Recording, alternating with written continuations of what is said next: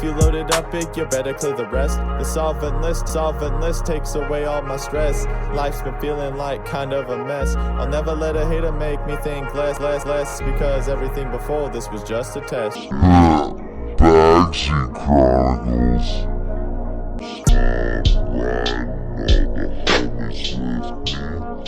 Yeah, we've been getting hella faded. Just like our eyes, we be staying low-key. Vibing out, always staying.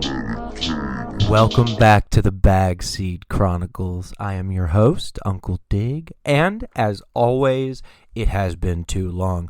Welcome back to all the new listeners. The show has been experiencing a little bit of growth.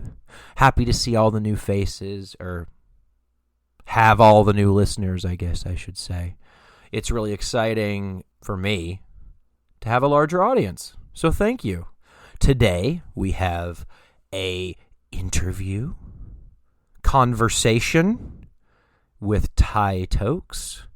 It devolves into a bit of a stoner sesh all about fast food, and we have a brief conversation about all ages clubs. Really strange conversation. Kind of a tangent. You might enjoy it, you might not. But before all that, I bet you're wondering what's been going on in my garden.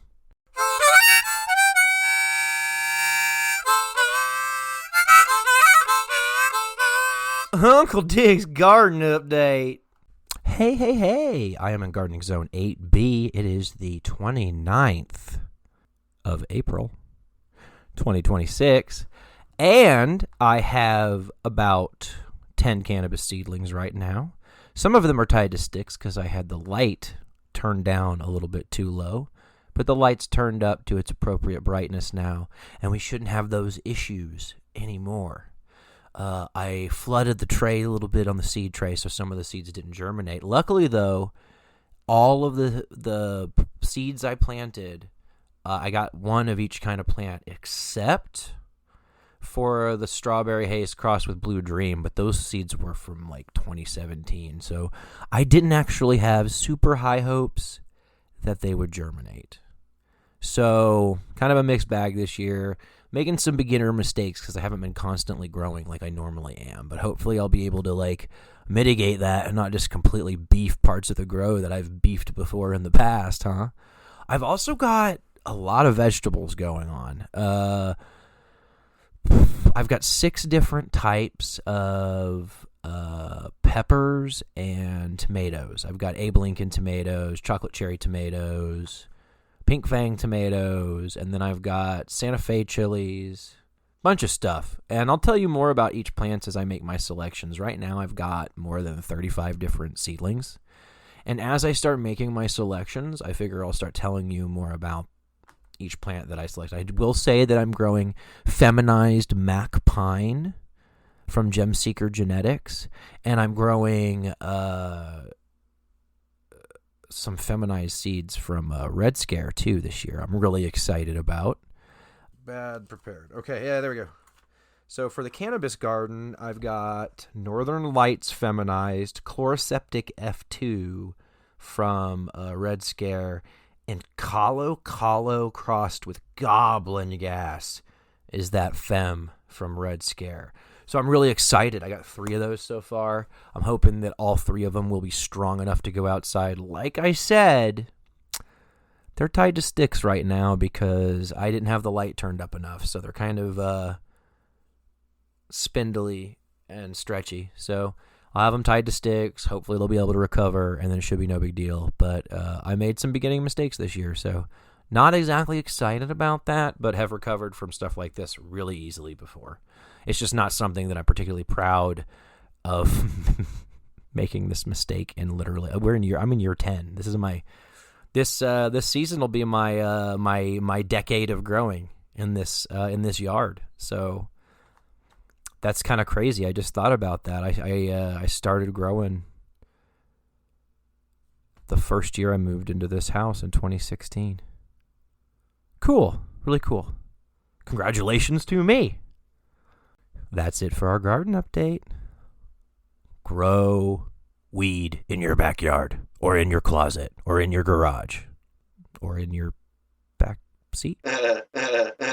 Ladies and gentlemen, it is the Bag Seed Chronicles, and joining me today in our series of accidentally scheduling a bunch of Oklahoma interviews back to back to back, I have with me Tye Tokes. Welcome What's to guys. How are you doing today, man? I'm doing good. Busy day, but it was a good day. What about you? Yeah, I've had a busy day too. I have cars going in for back-to-back maintenance, and I've got gardening chores that I'm constantly doing. And tomorrow is trash day. Oh, nice. Hate car issues, but the rest of that sounds nice. Anytime that I have car issues and I have enough money to pay for them, I'm kind of happy. That's where I'm at in life. That's fair. Definitely had my fair share of car issues and not having enough. Yeah, that's never a good thing because then you're just stuck. Yeah, literally. What are you smoking on today, man? I've been hitting a Bodega Boys. It's a double strain cart. Okay, you're on the carts now. Yeah, I really like these ones. They had a blueberry muffin. Pass it up. Ooh, I like almost every blueberry strain I try. I was just gonna say it had blueberry muffin and chocolato. Like switch between the strains, or you can hit both of them at the same time. So it's pretty cool. Oh, that is nice. You're still out in Oklahoma, right? Yes, sir. Yep. Hanging around the Eufaula area. Okay, where is that? Which corner of Oklahoma is that? Ooh, it's like southeastern. Okay. Yep. Known for the lakes. We got a lot of lakes around here. Do you do a lot of camping out there? Dude, everywhere. I love the camping in Oklahoma. There's some good spots. Do you have any adventures planned for the spring, or are you waiting until it warms up in summer? Oh, we're going camping this weekend. We're going to Spavanaugh this weekend. We went to Broken Bow a couple of weekends, well, maybe a month ago. And then we're trying to go out to Turp Float, which is in Tahlequah by the river. Then we'll be back in Spavanaugh again. Okay, so a terp float, is that like a cannabis event on the water? Dude, yes, it's freaking gnarly. Everybody here likes to go to I think it's the Arkansas River. And it's like a 8-hour trip. You float down it. Everybody gets super stoned. Like lots of places where you can park your boat and hang out. It's like the coolest place ever, but it's kind of like the Okie thing to do. And they made a whole event called Turf Float where they have like an EDM festival. They had Native Americans singing out there last year. They have like fire artists. They have painting artists. They have cannabis vendors. It's a good freaking time. So there's probably a lot of people out there for that. Oh, dude, yeah. I don't know how many they had last year, but there was quite a bit. Okay, that sounds like a really fun event. Does that happen every year? Yes, sir. It normally happens at the end of summer. So, like the last weekend of July, first weekend of August, every year. So, it's actually a really big event for Oklahoma. Okay. Yeah, it's one of my favorite places to go. We plan to go this year. We're excited. Okay, awesome. Yeah, I don't really get out to too many events. The only event that I go to religiously is the Oregon Growers Cup in Riddle, but that's kind of out of the way in southwestern Oregon, kind of near Canyonville for the listener, which is kind of in between Eugene and Grants Pass, which are kind of in between Portland and San Francisco, depending on what your frame of reference is, how big or That's fair. little you want to zoom in. Portland. Yeah, I found Cool. Is it like a grow off basically award for the best grown? yeah, that's kind of it. They have a couple categories. They have like the best concentrate, the best like organic grow, the best I think there's even a cart category. I don't The thing is, I always go to the thing before where they have all the vendors and get a bunch of free stuff, and then get high as fuck and go back to the hotel. And then me and my wife will be like, we're totally going to go to the actual event this time. And we never do. We just get stoned and hang out at the hot tub at the hotel and never end up going back. Next year, we swear we're going to the actual event and going to see who wins and give a damn. We're not just going to get ripped and leave. You got swear. this. I believe in you. It's not even like it's not even like a panic leave. I swear you could like set your clock to it, all right? So we wander through all these tents, doing free dabs, smoking free joints, getting free weed and free hats and free stickers. And then so this starts at about noon, right? By about 2:00, I'm hungry. None of the vendors in the parking lot sound good. No offense to them. I didn't want it. So we end up having to drive all the way to Roseburg to eat. And then we go back to the hotel to smoke down. And then we're like, at that point, it's like, do we even want to go back? Right, you're already there. There's a hot tub. Yeah, like why would we go? Why would we leave this place? Why don't we stay here? Does it really matter which great weed wins this year? I don't really care. Like I'll see it online. Yeah, exactly. And we do. We'll look at it the next day. I'm like, man, that sure does look like fun. If only we had gone. And then we laugh. Next year, you gotta know. You gotta figure out who wins. We're gonna go, and it's gonna be the lamest Growers Cup ever. There's gonna be like 10 people, and like,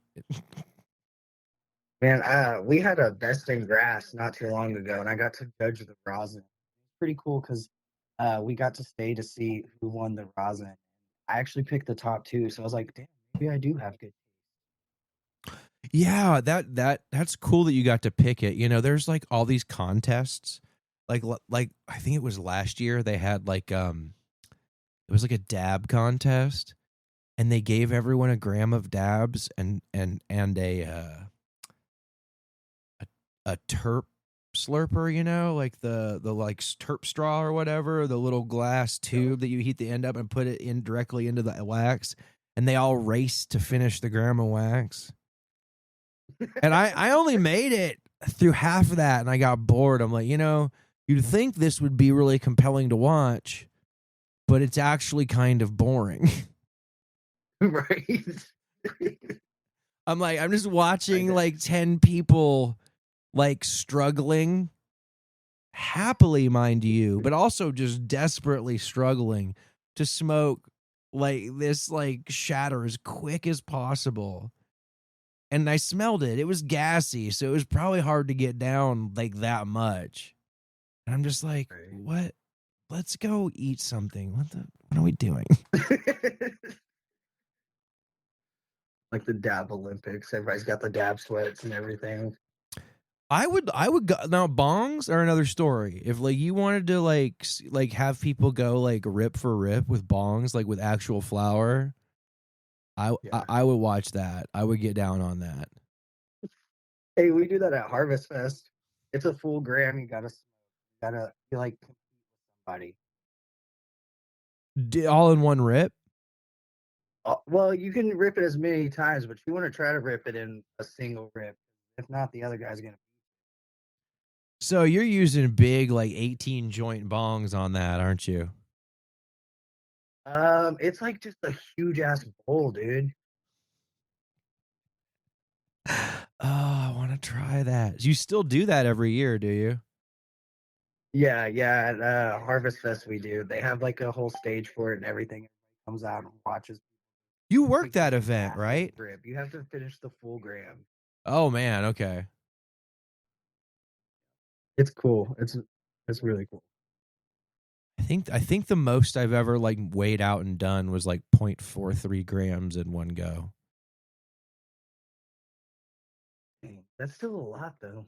It is, but my buddy says I could do more if I got like a bigger displacement bong. So I like 14 gauge bongs with the 14 gauge joint where the bowl goes into the stem. But there's this whole world of 18. Like it's a bigger gauge. Oh. And I have a bong like that, but it's piece of shit that I got from China. And so I never got another one. Well, you definitely have to try it because it's like night and day. Dude, you can take massive. Oh, I bet. I've seen you take bong rips. I think you could do a full gram. Yeah, that's just what I need, though, right? To just sit there and just smoke a gram at a time. Just take all the efficiency out of the bong. You just might as well smoke a joint at that point. No, literally. Like, oh, that's right. I'm going to do 1.50 grams. Oh, I should have just rolled a doober at that point. Man, it freaking get you high as a kite, though. I promise that. Oh, I bet. Yeah. What do you got going on? Are you working in the industry at all other than events, or are you just doing mostly events these days? I work in the dispensary. I'm a bud tender. I still do like part-time ish. I work for a mom and pop here off of Texas. Okay, bet. Yeah, no, I'm working at a dispensary called Squatch Co. It's off of Texas. Little mom and pop. I'm doing part-time. Okay. Still bud tending. Always will bud tend, I think. I don't think it's ever anything I want to stop doing. I like talking to people. I like finding like the right medicine for people. Just like I like questions too about cannabis. It's like one of my favorite topics. The more questions that people have when they come in, the better. I feel like bud tending is like one of those like specialty service industry things that once you've like established yourself as someone who can do that and does do that, you can kind of wander around and work wherever you're like gonna land. It's almost like being a prep cook or like a kitchen staff with a certain level of proficiency. You can pretty much get a job in almost any town. Right, right. No, yeah, it is one of those nice things. It's definitely like a foundation job for. And you're not doing any cultivation these days? No, not really. I defoliate sometimes. I still do some trimming, but I'm not just at a single grow. I was working for a team. Thought about making my own team, but I'm not sure about that. I've been really putting a lot of effort into my production company and trying to do marketing and stuff. So I'm not. It's up in the air. Tell me a little bit about your production company. What are you doing? What kind of media are you producing? So I am doing social media right now. I do one for the gym. Happens to be my dad's gym, so for that. But I am offering to do social media for dispensaries mainly because I really love the cannabis industry. But I will do social media for anybody, restaurants, whatever. I've been doing some collabs. There's a kayaking place here in Eufaula called Yikity Yak Kayaks. They're wanting me to do a collab with them. And he wants me to do like pictures and videos and blogging. And then I do events too. Like we're doing a poetry night, sipping on the '60s poetry night, and then we're doing a 420 fun run. So where's the poetry night going to be at? It's gonna be at Destination Coffee Station in Eufaula, Oklahoma. It's a coffee shop, and then they also have a dispensary. So it's a kind of a perfect place because I love coffee and I love weed. So it's kind of the perfect place to kind of mix those two things and have poetry too. I'm really trying to highlight like local artists. I feel like there's a lot of people here that are into art. They just don't have a place to like showcase. Kind of like a build it. If you build it, they will come for like your own like cannabis coffee shop, like poetry hour. Are you going to start doing open mics too? I'm not sure what the vision is for it. I know that he said that he wanted music. We'll have live music there that night. But he's wanting to do more music stuff and just have like a place for people to come hang. That sounds really cool. Yeah, I'm excited for it. It's nice to see in this like small town. Like growing up, we didn't have that stuff, so it's cool to see it finally happen. If you like start investing in the community and there's a little bit of a space for it, A lot of times you can build like really cool like community stuff for people, and people will just come to it like if you build a space that's like open and inviting enough. And then, sometimes Right. some events you'll plan perfectly and execute perfectly, and almost no one will show up, and that's a lot of times not even your fault. I've had that happen, so I appreciate that. Yeah, no, I've I'm excited though. I have siblings that live in the area, and so giving them something exciting. I don't know, just giving people a place to be. 'Cause like I said, we didn't have that growing up. I mean, we had the lake, but you didn't have it where it's just like cool people hanging out, just drinking coffee, showcasing what they're doing, probably smoking. Yeah, I don't know about the weed because I was pretty straight edge, but I was lucky enough. Okay, this is gonna date me. For anyone who knows what I'm talking about, you're gonna be 35 or older. We used to have these things in the early 2000s, called all ages clubs, and there was like an all ages club in Spring, Texas, in Old Town Spring, called Java Jazz. And they had all ages shows. I saw the Voodoo Glow Skulls there live one time. I saw a bunch of really cool punk bands back in the day. But they had like frappes for like $1 and like free soda with the price of your ticket. And kids would just get gacked out on caffeine and listen to punk rock. It was so fun. And there's really not a lot of spaces like that. And I'm not saying, all the teenagers should all get gacked out on stimulants and go listen to punk rock. I'm just saying that there should be a place where kids can go. You know what I mean? No, that's freaking amazing, dude. I didn't even know that was a thing. Yeah, it was. There was also like grosser ones. So that Java Jazz was pretty cool because during the day it was a coffee shop, and then on Friday and Saturday night they would clear all the tables out, and there was this little like elevated like corner stage, and they would cram like a 4-piece band or sometimes even a 5 or a 6-piece or an 8-piece ska band in there, and everyone would just get down. We broke the floor twice. That's badass. There was another place. I don't remember what it was called. Was it I don't know, but it was in another part of Spring, closer towards Houston, and it was an all ages club, and they for some reason had these like bean bags upstairs that were like separated by walls, and it was like, I know that y'all are trying to like make conversation holes, but this is literally just like weird dark spots for teenagers to make out in. What are y'all doing?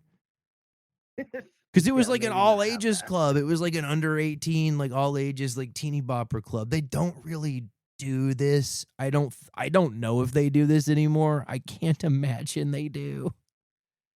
I did not see him. Because they weren't like not affiliated have with spaces any like that. school or anything.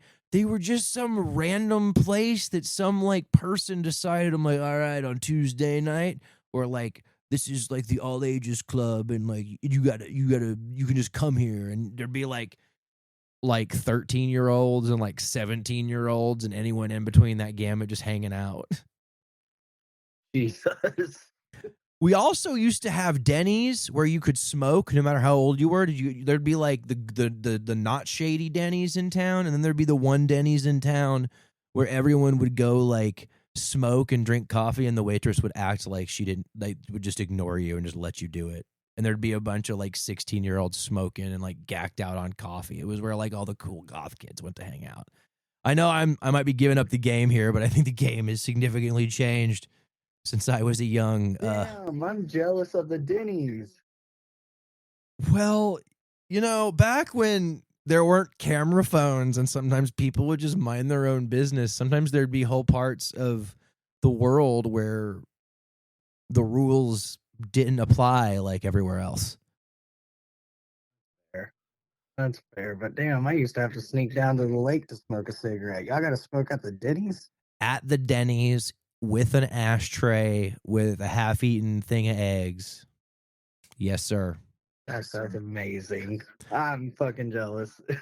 Listen, I was I don't okay, ladies and gentlemen, do not smoke cigarettes. I don't smoke cigarettes anymore. But Me either.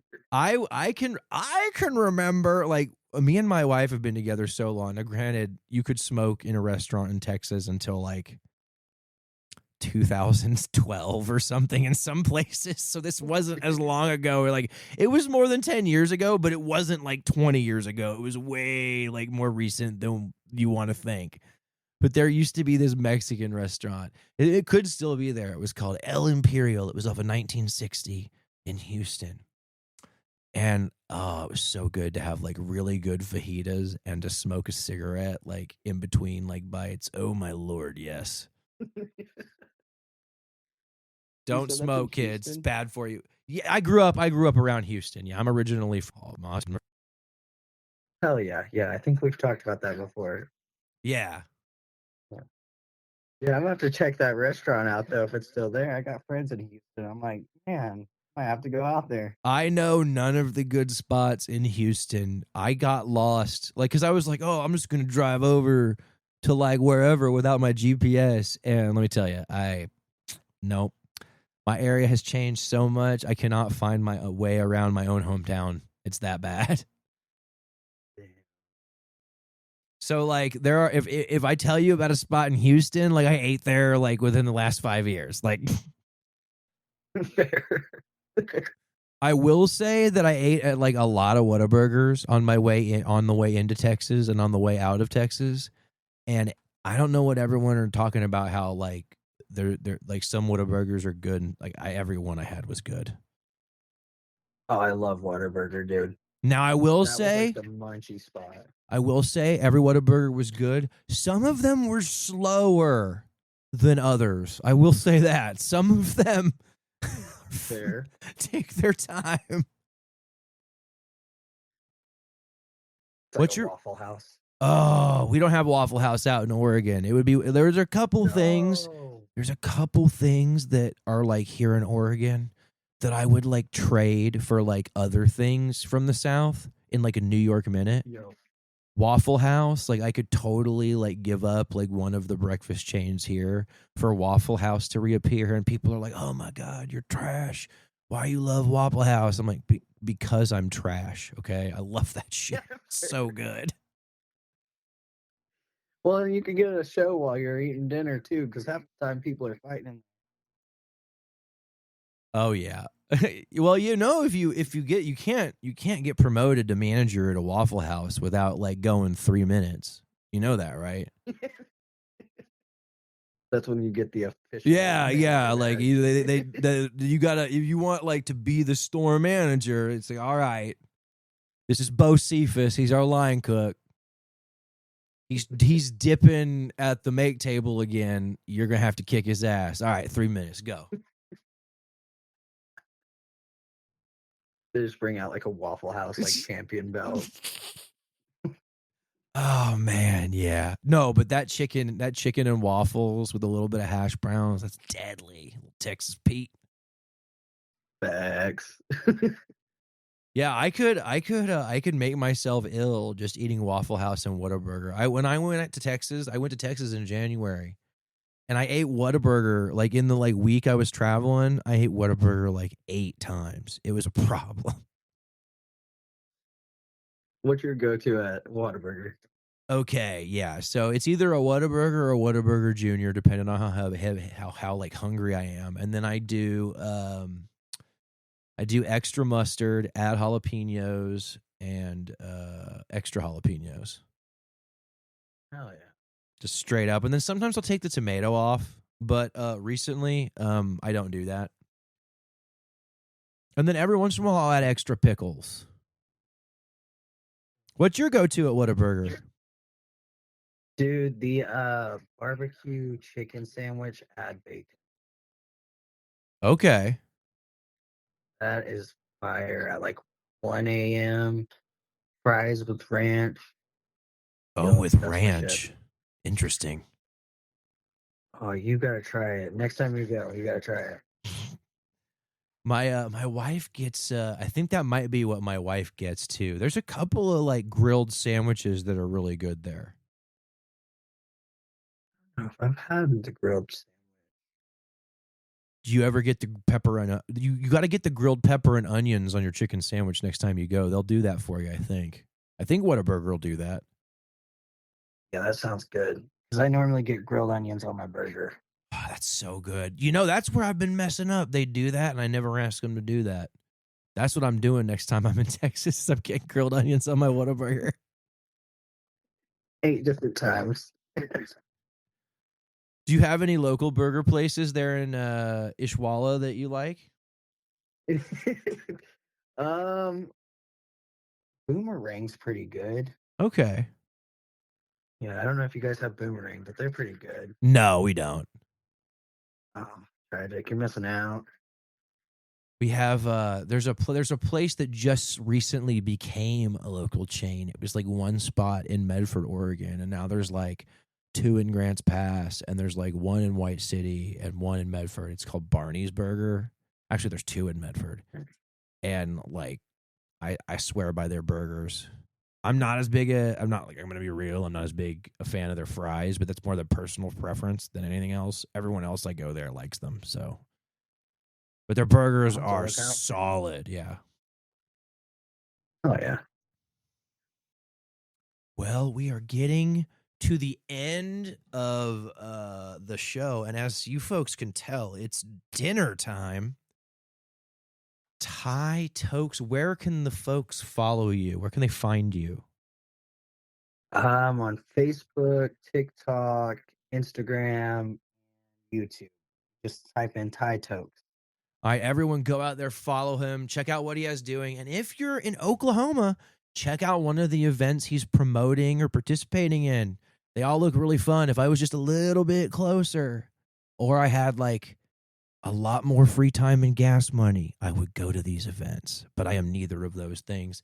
Thank you so much for being on the Bagseed Chronicles, Tye Tokes. Thank you for having me. Appreciate it as always. Oh, yeah, man. Always a good time. Bye. Thank you for listening to the Bagseed Chronicles. And if you enjoyed this episode, please share it with a friend. Peace out. Yeah. Groovy.